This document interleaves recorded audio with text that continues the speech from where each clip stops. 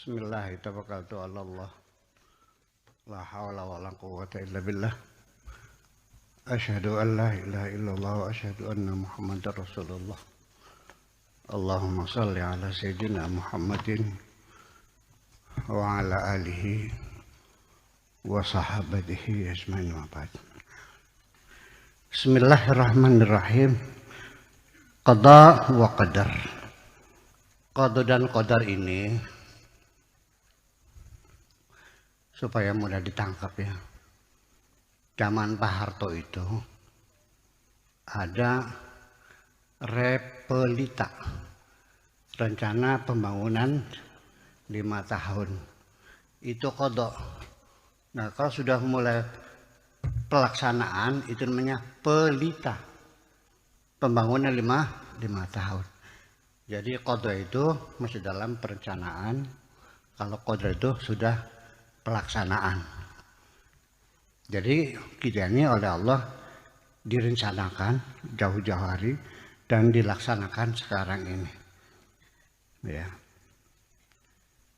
Ma asabaka min musibatin fil ardi wala fis sama wala fi anfusikum illa fi kitabin min qabl an nabra'aha. Apapun yang menimpa berbagai macam musibah di bumi ini dan juga musibah yang menimpa dirimu itu tidak lain kecuali sudah termaktub dalam kitab sebelum itu, sebelum kami laksanakan. Zaffal qalamu, pena sudah kering, wa rufi'atis suhufu, dan kitab-kitab sudah diangkat, artinya selesai, udah lewat.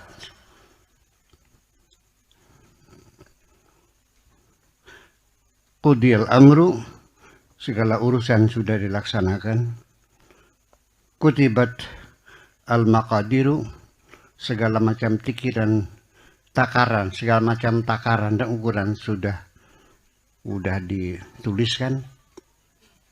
Qul lan yusibana illa ma kataballahu lana. Katakan tidak akan menimpa kami kecuali apa yang telah tertulis, ya, apa yang telah dituliskan oleh Allah buat kami. Ma asabaka lam yakun liyukhti'aka. Apa yang menimpa dirimu itu bukan untuk mempersalahkan kamu. Wa ma akhta'aka lam yakun liyusibaka. Dan apapun yang kesalahan yang kau lakukan itu bukan sebagai musibah atas diri kamu.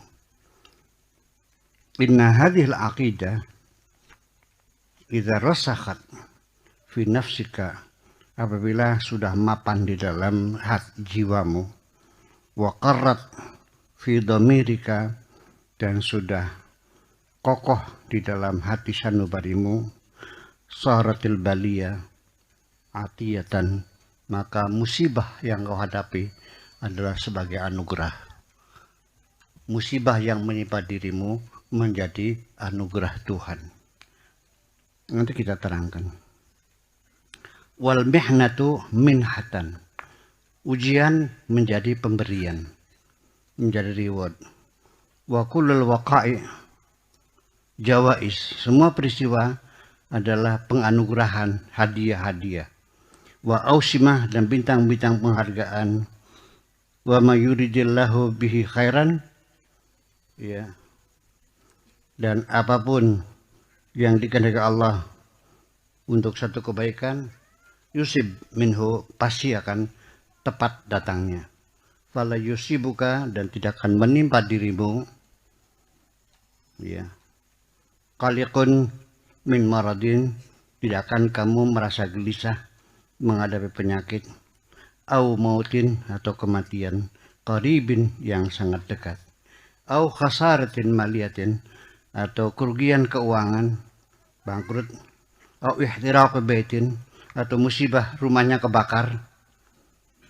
Fa innal bari qad qaddara wal qada qad halla.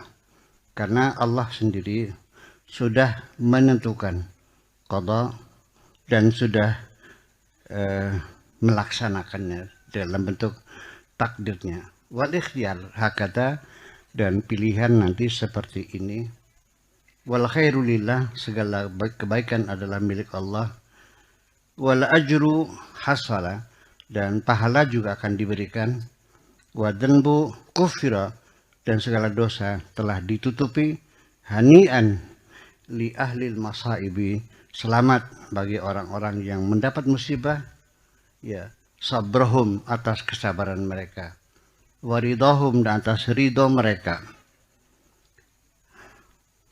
Anil akhiri al-mu'ti, dari yang mengambil, yang maha memberi. Al-qabidi, yang menggenggam. Al-basiti, yang membuka luar lapak tangannya.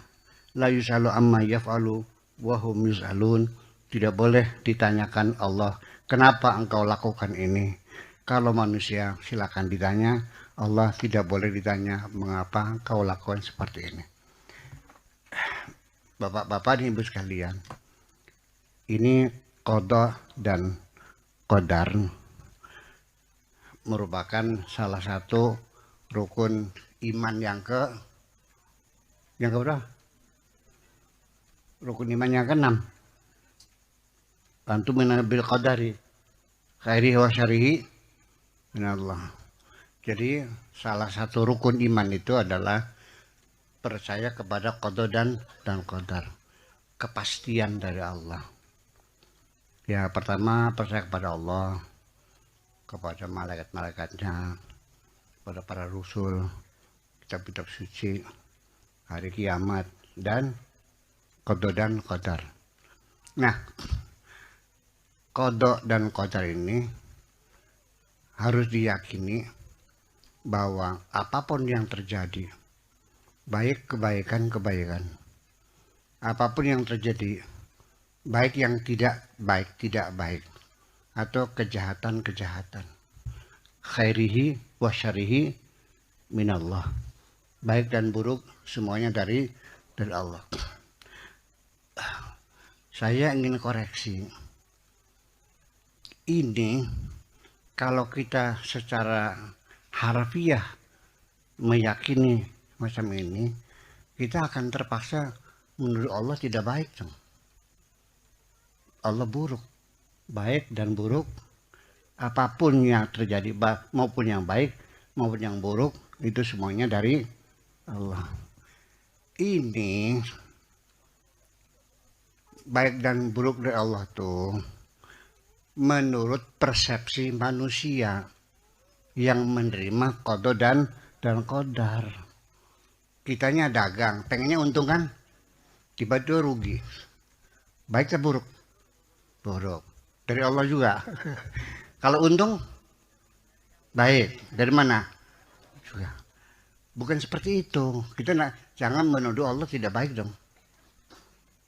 Jadi baik dan buruk itu menurut perspektif kita sebagai manusia, yang sesuai dengan keinginan kita itulah yang baik, yang tidak sesuai dengan keinginan kita itulah yang buruk. Kalau Allah semuanya baik, nggak ada Allah punya sifat buruk. Allah punya sifat yang baik, saya nggak ada. Jadi sifat buruk itu bukan sifatnya Allah. Khairihi wa syarrihi minallah, baik dan buruknya itu adalah dari Allah semuanya menurut persepsi kita. Semuanya ditentukan oleh Allah Subhanahu wa taala. Yang jadi masalah untuk meyakinkan orang yang beragama, khususnya agama Islam, bahwa ada qada dan qadar. Saya mengalami banyak kesulitan untuk masukkan ke dalam otaknya itu. Rasionalitasnya bagaimana? Ya karena Bagaimana Allah menentukan kita segala-galanya. Jatuhnya kita, bangunnya kita, makannya kita, buang hajatnya kita, sakitnya kita. Semuanya ditentukan oleh Allah. Nah, muncullah dari persengketaan rasionalitas ini ada namanya golongan Mu'tazilah. Mu'tazilah itu adalah kelompok rasional yang menolak qada dan qadar. Ya, kita masuk ke ini dulu. Kenapa menolak? Karena mereka berbicara begini. Kalau nasib baik kita, nasib buruk kita, iman kita, kekufuran kita, kemaksiatan kita, ketaatan kita, semuanya sudah ditentukan oleh Allah. Lalu apa artinya Allah menyuruh kita beriman? Kalau Allah sudah menentukan kita kafir. Bagaimana Allah menyuruh kita belajar? Kalau Allah sudah menentukan kamu bodoh. Apa artinya kamu usaha? Ya, ingin berkecukupan dalam hidup dunia. Tapi Allah sudah menentukan kamu miskin. Apakah seperti itu? Kita pendekatan secara rasional dulu. Maka kelompok Mu'tazilah ini mengatakan bahwa qada dan qadar tidak demikian. Manusia diberikan kewenangan, diberikan kebebasan berikhtiar untuk berusaha supaya kaya, untuk belajar supaya pinter, untuk berobat supaya sembuh. Ya, manusia harus diberikan kebebasan. Dengan kebebasan berarti manusia akan bertanggung jawab atas apa yang terjadi pada dirinya. Kalau manusia tidak punya kebebasan, semuanya ditentukan, di mana letak tanggung jawabnya?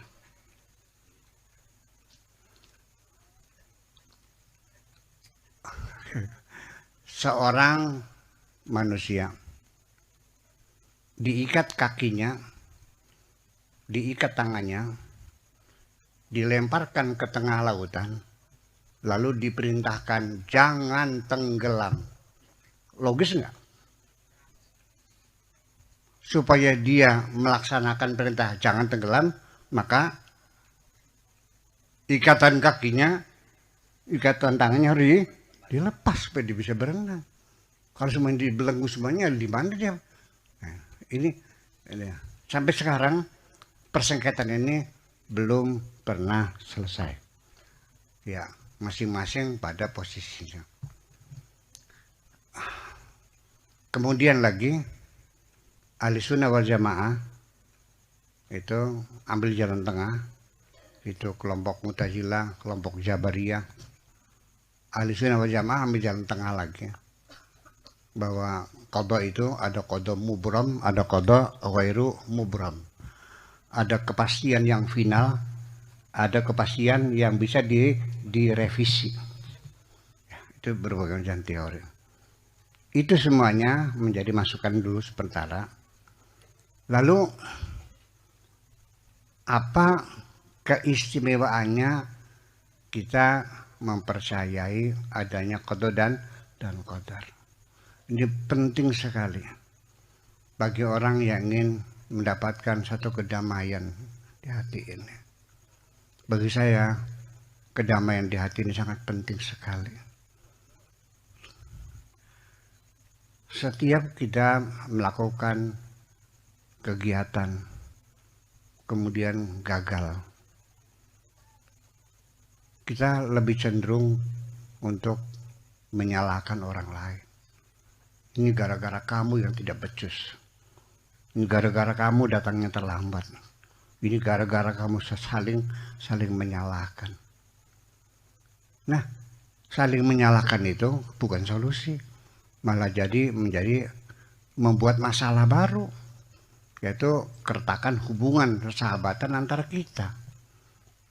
dan tidak menyelesaikan. Yang bahayanya lagi, ketika kita suka menyalahkan orang lain, itu artinya kita tidak fair, tidak mau mengakui kesalahan kita. Itu intinya. Kalau kita tidak mengakui kesalahan kita, itu pertanda orang itu tidak punya keinginan untuk memperbaiki diri. Kalau orang tidak mau memperbaiki kesalahan-kesalahannya, orang itu tidak akan mendapatkan kemajuan. Kemajuan kita bukan hanya mencapai tujuan, tapi juga memperbaiki kesalahan-kesalahan. Dengan keputusan, ya sudahlah, barangkali Allah berkehendak lain. Ya udahlah, kita mulai lagi, kita coba lagi, barangkali Allah berkehendak yang lain. Mungkin kita ada kesalahan. Saya kira dengan mengembalikan segala persoalan pada Tuhan, kita tidak ada beban penderitaan. Ini yang perlu kita bahas. Ya, bahwa ketika kita masih ada keluh kesah, menyalahkan orang lain, andaikan aku ini melaksanakan seperti itu, maka pasti akibatnya akan seperti ini. Gara-gara kamu tidak melakukan itu, maka akibatnya seperti ini. Inilah gara-gara kesalahanmu ini. Tidak akan pernah selesai kita saling menyalahkan. Begitu kita dengan sadar diri, kita kembalikan kepada Sang Pencipta, barangkali Tuhan menghendaki yang lain. Saya kira itu menjadi satu solusi ya, secara psikologis kita sudah menghilangkan segala kegelisahan, ya, rasa takut, rasa cemas yang ada di dalam diri kita ini. Sesungguhnya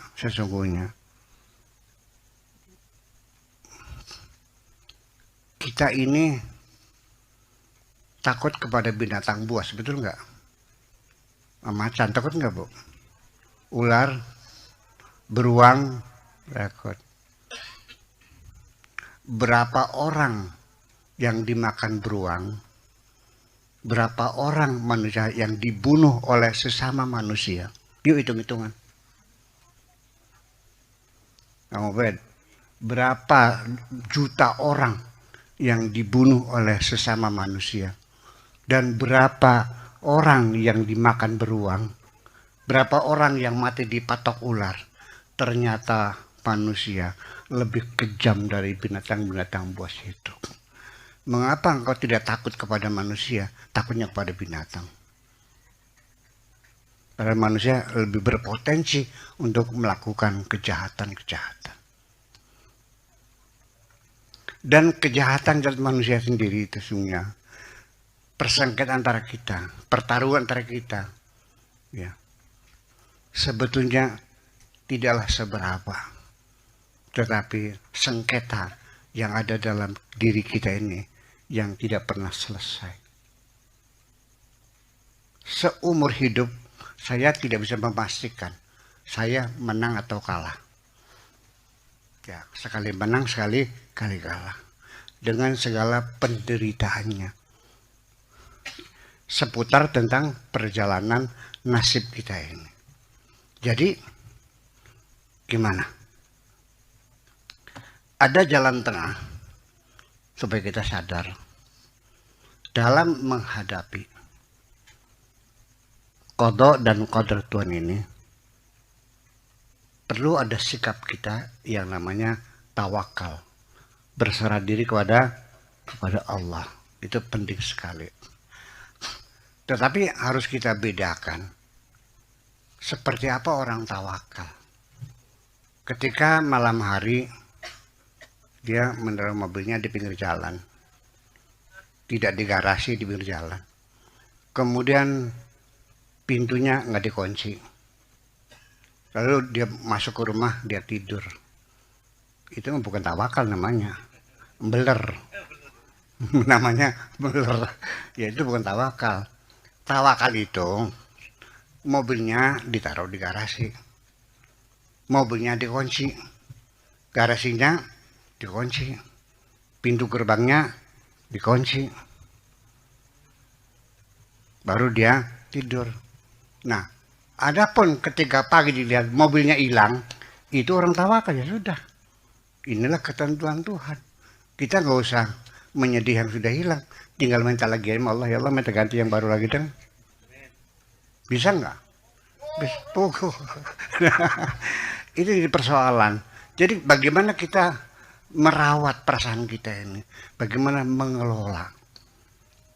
Terlalu banyak sekali ya. Kita tersiksa oleh diri kita sendiri.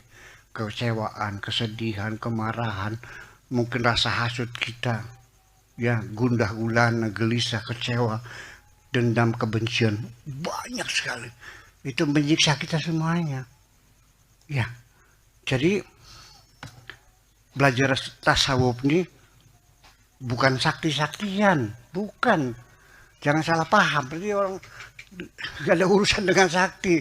Orangnya hatinya damai, bisa mengelola, bisa mengontrol segala perasaan jiwanya dan tenang. Bismillahirrahmanirrahim. Rabbana auzi'na an nashkura ni'mataka allati an'amta 'alaina wa 'ala walidayna wa an na'mala salihan tardah wa adkhilna bi rahmatika fi 'ibadika salihin. Rabbana atina fid dunya hasanah wa fil akhirati hasanah wa qina adzabannar. Wa sallallahu ala sayyidina Muhammadin wa ala alihi wa sahbihi ajma'in. Subhana rabbika rabbil izzati amma yasifun wa salamun alal mursalin walhamdulillahi rabbil alamin. Assalamualaikum warahmatullahi wabarakatuh.